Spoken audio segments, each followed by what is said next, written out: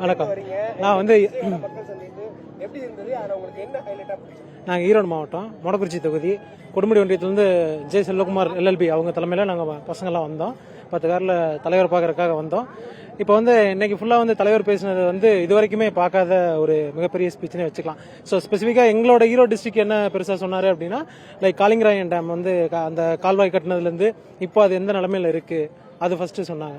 So அது வந்து அத்திக்கடவு அவிநாசி திட்டத்தை பற்றியும் சொன்னார். அது இன்னும் எக்ஸ்டெண்ட் பண்ணியிருந்தா இன்னும் நிறைய விவசாய நிலங்கள் வந்து பாசனம் பெற்றிருக்கும். ஸோ அதை சொன்னார்.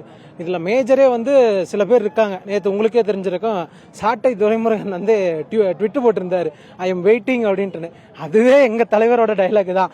ஸோ அவர் என்ன ட்ரை பண்ணுறாருன்னா, ஒரு பாப்புலரான ஆளை பேசினா நம்ம வளர்ந்துருவோம், நம்மளுக்கு கட்சியில் போஸ்டிங் கொடுத்துருவாங்க அப்படின்ட்டு சாட்டை துரைமுருகன் வந்து ட்ரை பண்ணிட்டு இருக்கிறாப்ல. அண்ட் சொல்லவே வேணாம், சீமான் அண்ணனுக்கு என்ன பேசுறனே தெரியாது, எதையாச்சும் ஒன்று பேசிட்டு இப்போ உங்களுக்கே தெரிஞ்சிருக்க. நீங்க பிரஸ் பீப்புள் திருவண்ணாமலையில வந்து உதயநிதி ஸ்டாலின் வந்து இளைஞரணி மாநாடு நடத்தினார்.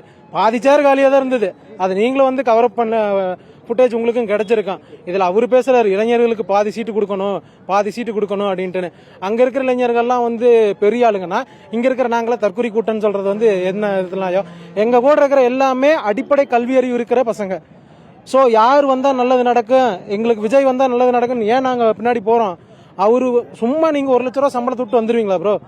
நான் மாசம் 40,000 சம்பாதிக்கிறேன். நான் சென்னையில் சம்பாரிச்சிட்டு ஐடியில் இன்னைக்கு ஒரு நாள் லீவ் வாங்குறதுக்குள்ள எனக்கு படாதபாடு பட்டு போச்சு. ஆனால் நான் பார்த்தே ஆகணும், எல்லோ போனாலும் பரவாயில்லைன்ட்டு நாங்கள் வந்திருக்கிறேன்.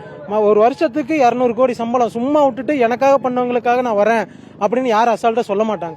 ஸோ அதை சொல்லி எங்களுக்காக வராரு. அவங்களுக்கு முடிஞ்ச சப்போர்ட் நாங்கள் கொடுப்போம்.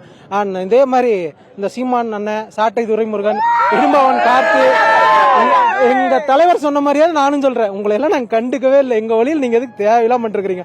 அப்படியே வந்தாலும் அந்த குழம்பு சாம்பார்ல கிடக்கிற கருவேப்பிலை மாதிரி உருவி ஓரமா வச்சுட்டு எங்களுக்கு தேவையான ஏரியா பார்த்து நாங்க பாட்டுக்கு போயிட்டு இருக்கிறோம். 2026 திரும்பவும் நாங்களும் சொல்றோம், 2 கட்சிக்கு நடுவில் தான் போட்டி. ஒன்னு டிஎம்கே, இன்னொன்னு டிஎம்கே. அருள் பிரகாஷ்.